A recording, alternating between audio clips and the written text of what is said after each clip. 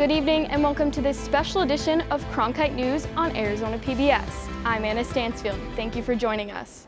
Tonight, we take a look back at stories from our sustainability team, from relocating burrowing owls to creating cool corridors in Phoenix. Arizona's climate and terrain provides the perfect home for burrowing owls, the only owls that nest and live underground. But the ground these owls make home has become increasingly valuable. And as Raven Payne tells us, that makes for a hot housing market for these raptors. It's not a what or a where, but rather a who. Burrowing owls are the cute little raptors you've probably seen or heard flying around Arizona. But because so many humans want to live in Arizona, these little guys are being crowded out. Every day, there is some construction for new houses or a shopping center or a warehouse somewhere in Phoenix or Pinal County or greater Maricopa County. Wild at Heart is a rescue center for birds of prey. According to founder and executive director Bob Fox, over the years, they've built thousands of homes for burrowing owls. These artificial burrows require certain criteria. We look for open space, number one. You don't want to have a lot of tree lines because those will hide predators. You want to make sure that the owls have a good visual area to look. Again, it's all about predator awareness. So primarily what we're looking at now is still what little agricultural areas are left. Moving an owl is a three-step process: intake, temporary habitat, and then releasing them to their artificial burrow. The explosive growth in Arizona means more owls are losing their homes, so they have to get them in and out of their temporary homes even faster. Burrowing owls like these usually have a minimum of 60 days before being released from this habitat, but now that number has changed to less than 30. Early one recent Saturday, more than 24 volunteers came out to build a neighborhood of sorts for owls. After they moved 2 owls into each home, they plan to come back every week to feed them. It's hard work, but the cute factor is good motivation. I do a lot of road biking, and when I road bike the streets and stuff like that, it's just so neat to go near, canals or agricultural areas, and you see them flying around, and they're just so cute. And who wouldn't want one of these guys as their neighbors? In Santan Valley, Raven Payne, Cronkite News.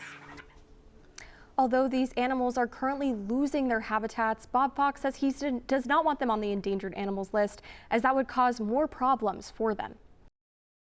A vote that would double the size of the Coolidge generating plant was rejected earlier today.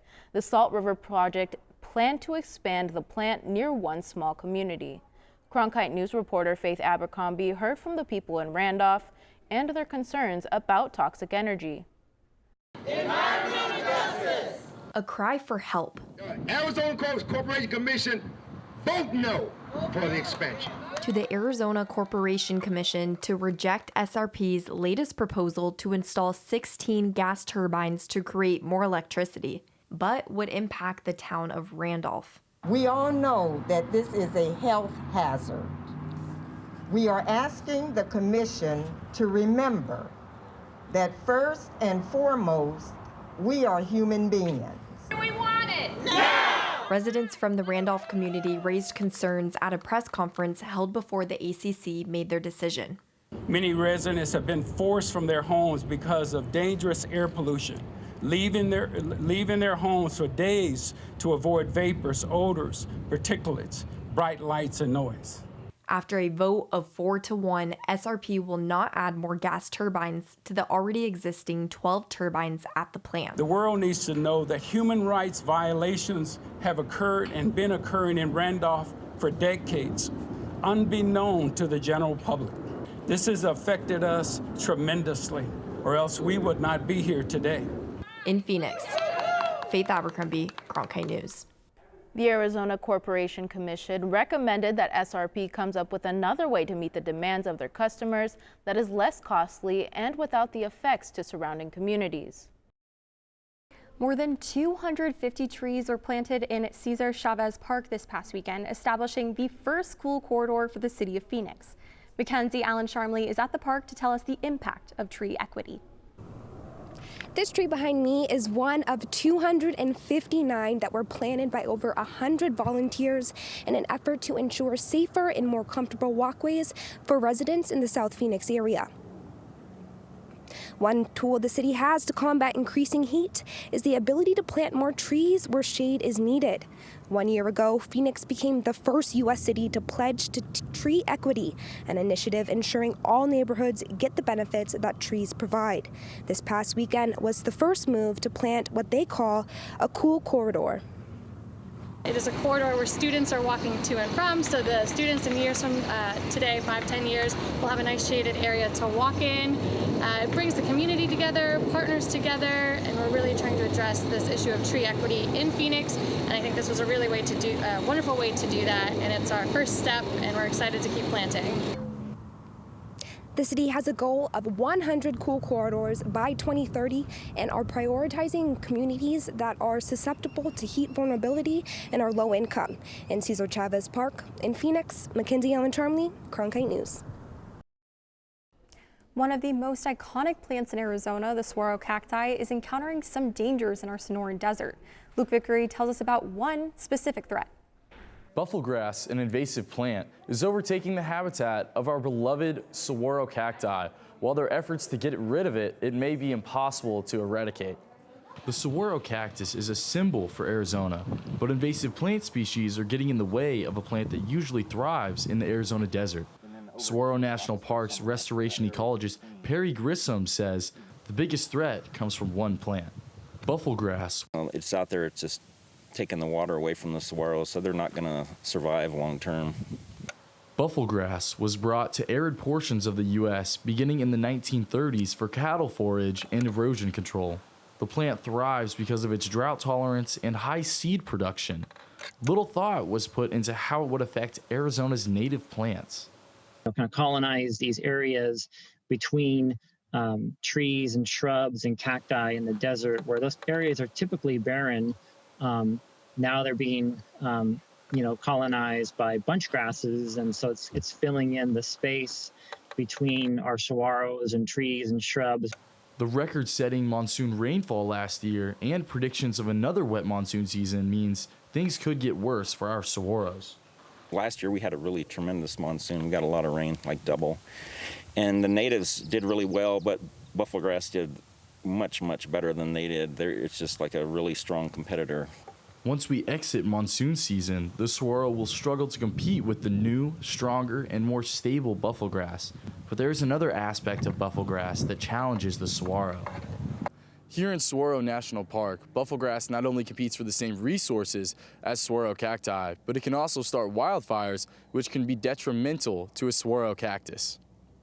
It might take 200 years for saguaros to blink out on some hillside, but with a fire, they could be gone, overnight, basically. The national park has plans in place to help mitigate the growth of bufflegrass, but the timing of the treatment is tricky. Post-summer and early fall, where some treatments have been conducted because there was an opportunity to treat the bufflegrass because it had greened up and was actively growing. And so when you apply herbicide, when it's green and actively growing, that's when the herbicide is most effective. The latest report out today by the Intergovernmental Panel on Climate Change finds in one scenario that it is possible to limit climate change by 2030 by cutting greenhouse gas emissions nearly in half. Cronkite News reporter Autria Maneshny joins us now with more on what this means. This report finds that the average annual global greenhouse gas emissions hit their highest levels in human history between 2010 and 2019. That rate is slowing down, but not fast enough. The IPCC warns that if emissions aren't drastically cut by 2030, limiting global warming to 2.7 degrees Fahrenheit will be beyond reach. This means an increase in extreme conditions, including floods, wildfires, and droughts. However, climate expert Diana Urgeforsat said today during a presentation that it is possible to slow down the effects of climate change. One way is to transition the energy sector.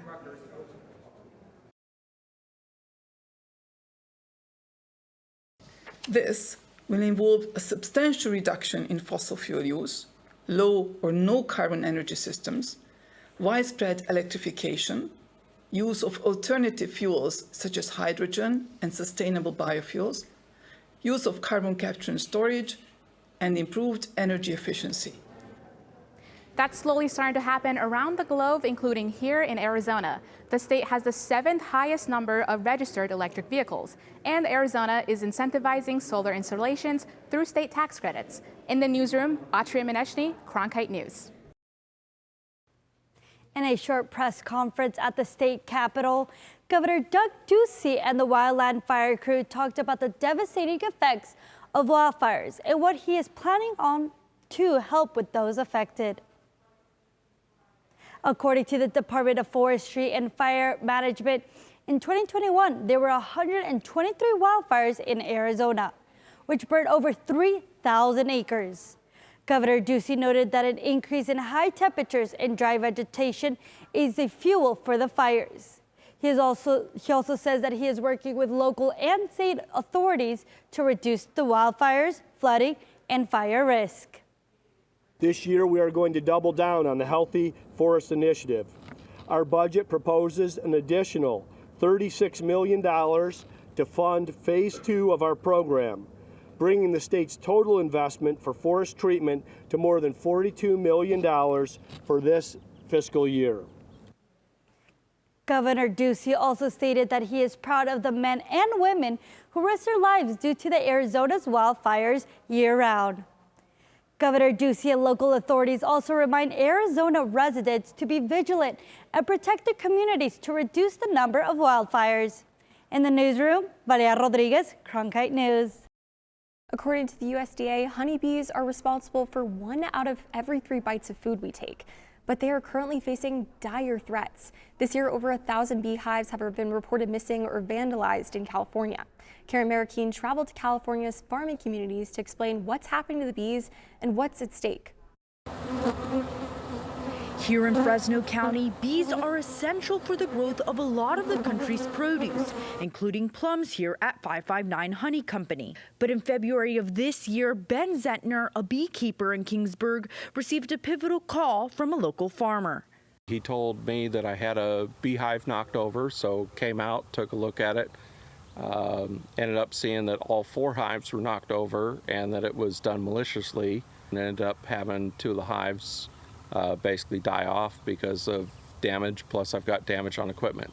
The vandalization cost Zentner nearly $700, but this isn't the first time that something like this has happened to him, and he's not alone. Rowdy Freeman, Butte County Sheriff's deputy and beekeeper, says that so far in California this year, 1,169 beehives have been reported vandalized or stolen. It's the perfect crime, it's one beekeeper stealing from another, and it's very difficult for beekeepers or even the general public to be able to differentiate between whether or not it's the legitimate beekeeper or it's a theft in progress. This is similar to what happened in Zentner's situation. The other individual was short on a contract and decided that they were going to get easy money and basically steal whole entire semi-load worth of bees. Bees are extremely important to the agricultural community because without these, farmers and beekeepers wouldn't be able to grow food such as almonds or plums. Over 1/3 of the country's vegetables and 2/3 of the country's fruits and nuts are grown in California, according to state agriculture officials. Many of the crops here depend on bees to pollinate plants and trees to produce food. So honeybees are vital workers here and are often transported from farm to farm to do their job. However, the availability of cropland has been declining, while beehive rental costs are on the rise. This year, the average price for a beehive was probably between $210 and $225 per hive. Some farmers need a couple hundred. Some farmers need a couple thousand. Freeman says that's making it easy for thieves to make a lot of money with little effort. Luckily for Zentner, the thieves didn't get away with the crime thanks to GPS trackers that he installed in his beehives, which spared him a huge financial loss. Of all the hives that were there, I'm going to guess it would have been over $100,000. And it didn't take much to protect his bees. The individual devices themselves are somewhere in the $100-$150 range normally, and then you pay for those activation services, like a monthly fee on those devices. It's kind of a small price to pay to help protect your property and your bees. Still, Zettner says that beehive thefts and vandalizations are far from gone. It'll slow it down some, but it won't stop all of it because we can't have a GPS and everything. But, I mean, we can do what we can only do. In Kingsburg, California, Karen Marroquin, Cronkite News. Law enforcement officials say it's very difficult to investigate these types of crimes because they usually happen in rural areas, but they'll keep working hard to fight against the theft and vandalism. $1.2 trillion in health benefits. That's how much a nationwide transition to electric vehicles and zero-emission electricity by 2050 would generate. That's according to the American Lung Association's newest report released today. Cronkite News' Atria Maneshni tells us how this transition could benefit the state. According to the American Lung Association, Phoenix ranks 5th for unhealthy ozone conditions. But the good news is the report says that a transition to electric vehicles can help avoid deaths and asthma attacks and also bring significant benefits to lower-income communities. The Zeroing in Unhealthy Air report ranks Phoenix and Mesa, 21 out of 25 U.S. metropolitan areas that would benefit the most from a transition to electric vehicles, particularly when it comes to public health. In Arizona, this would mean $15.1 billion in public health benefits, about 1,300 avoided deaths, over 38,000 avoided asthma attacks. Ramos says greenhouse gas emissions continue to increase climate change, leading to warmer temperatures, bad ozone conditions, and dangerous pollutants from frequent wildfires. These air pollutants are dangerous for everyone, even healthy individuals. It also increases our susceptibility to respiratory infections like pneumonia. All of this can result in increased likelihood for ER visits and hospitalizations. Electric vehicles are one solution to reducing greenhouse gas emissions. However, making the switch to electric vehicles has been slow, due in part to the lack of charging infrastructure, vehicle price, and overestimates of maintenance cost. But electric vehicles can be cheaper to own compared to a gas vehicle. Also, once it's up and running, you don't have oil changes, you don't replace the brakes and all of that. So there's kind of some additional costs there that are reduced that you may not see when there's that initial price tag. And Cornell hopes that when people learn about the consequences of air pollution, they'll switch to an electric vehicle. Where it's tough to have an image on TV of like someone being injured by or killed by air pollution, but that doesn't mean it's any less bad than some of these other tragedies. The consequences are particularly high for communities of color and lower income, according to last year's State of the Air report. A person of color in the United States is up to 3 times more likely to breathe unhealthy air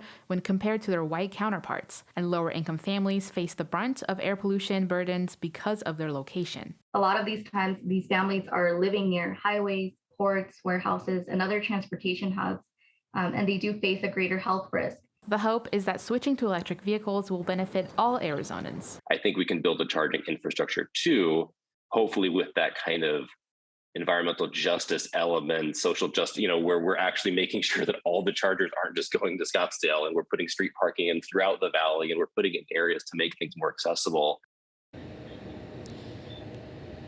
The report outlines many recommendations, including state incentives to build charging stations, changing over public fleets to making it more electric vehicles, and also establishing state standards to reach 100% of sales in electric vehicles. In Phoenix, Atria Maneshni, Cronkite News. What does the fox say?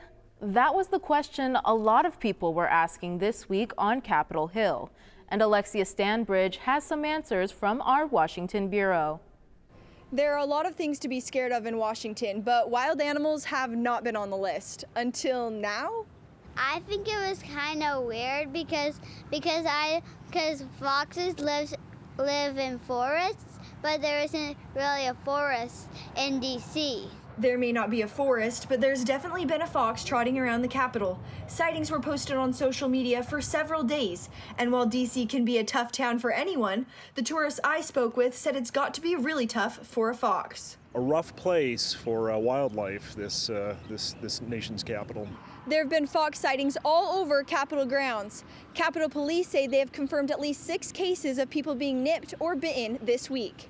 Most of the people I talked to made light of the situation, like Christina Nobach, who uttered the question that everybody wanted to ask. I would have to ask it, what does the fox say? But not everybody was comfortable with the thought of coming face to muzzle with a fox in Washington. Of course I'd be nervous, and I would try to stay calm, even though I was nervous, and walk slowly in the other direction. And I would just run away from the fox and tell someone and they could go get the fox. Arizona Representative Greg Stanton said he sent a get well soon note to California Congressman Ami Bera, who was nipped late Monday. Bera tweeted Wednesday that he's okay and holds no grudge against the fox, which he hoped would be safely relocated. Even though it was biting people, the fox still had its fans. When someone created a Capitol Fox Twitter account, it got more than 4,000 followers in a day. I just hope the fox is okay. That's the main thing. DC Animal Control caught one fox Tuesday, but police acknowledged there could be others. Bringing you the Fox News for Cronkite News, I'm Alexia Stambridge in Washington, D.C. The story does not have a happy ending for the fox, unfortunately. DC officials say that it was euthanized and tested positive for rabies. They now say there were at least 9 bites and urging people who may have been exposed to the fox to contact them. Eagles represent freedom, peace, and strength for many, but a recent study found that more and more eagles are suffering from chronic lead poisoning. Cronkite News reporter Peyton Major scavenged to find out what Arizona is doing to protect these birds. Eagles are scavengers, and they often feed on animal carcasses littered with lead bullet fragments left by hunters. But Arizona is trying to get hunters to leave the lead behind. An eagle's unique call can be urgent, especially when they're hungry. But there's also an urgency from research biologists about the use of lead ammunition while hunting. A new study published in the journal Science looks at the impacts of lead ingestion in eagles around the country. Primary findings of our study are that almost 50% of bald and golden eagles showed signs of repeated lead exposure throughout their lives. The study also found that the bald eagle population is decreasing by 4% annually, while golden eagles are decreasing 1%. Slaby says the signs for a lead-poisoned eagle are a grounded bird with a droopy head and a green tail. Eagles are important to people. We have them as our national symbol, right? These are species that humans are attracted to, that we empathize with, and we see ourselves in them. And in Arizona, of the few bald eagles studied, all were chronically lead poisoned.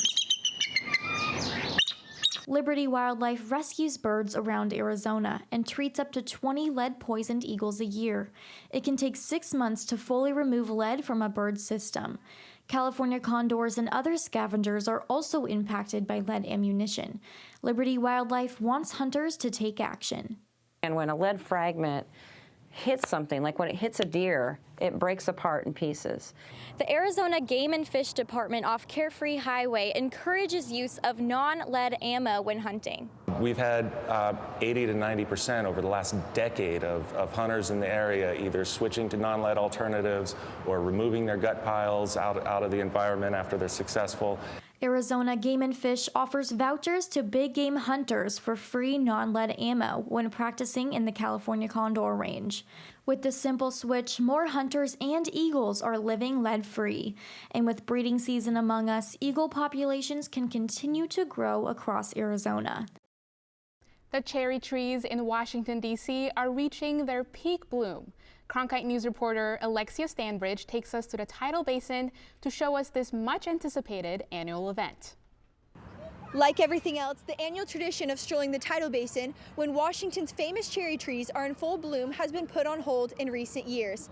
Now visitors are back this week, making up for lost time. We weren't able to go the last couple of years because of COVID, but we're happy to be back here. It's a beautiful day. For years before the pandemic, Sarah Stein and her daughter Leah visited the cherry blossoms annually, and they were eager to get out and see them again this year before they moved to Arizona this summer. I haven't come here in so long that I forgot what color they were. In a typical year, the National Cherry Blossom Festival brings in over 1.5 million people to the tidal basin. People like Keisha Comschles, an Arizona native whose annual trip to see the blossoms was halted by the pandemic of the last 2 years. But it's nice to be out with people and doing things out in the world again. Guessing when the trees hit what the National Park Service calls peak bloom is as much a tradition as visiting the trees themselves. Peak bloom hit this week about a week earlier than expected, to the delight of visitors. A lot of people try to time all their life, time that opportunity for that to visit the cherry blossoms, and they get here a little too early, too late, because they last a few days. Jeffrey Post, an Arizona State University graduate, says the scene is like nowhere else in the world. The flowering trees were gifts from Japan to the people of the United States as a symbol of friendship in 1912. Now, 110 years later, visitors are still enjoying their beauty. The place and the trees together is what does it. Again, you got the tidal basin, you got the memorials, you're here in Washington, D.C. I talked with visitors from all around the country who turned out for this brief show. Peak bloom is this week, and petals are expected to start dropping soon. In Washington, Alexia Stambridge, Cronkite News. That's it for this special edition of Cronkite News tonight. Thanks for joining us. For top Arizona stories anytime, go to cronkitenews.azpbs.org.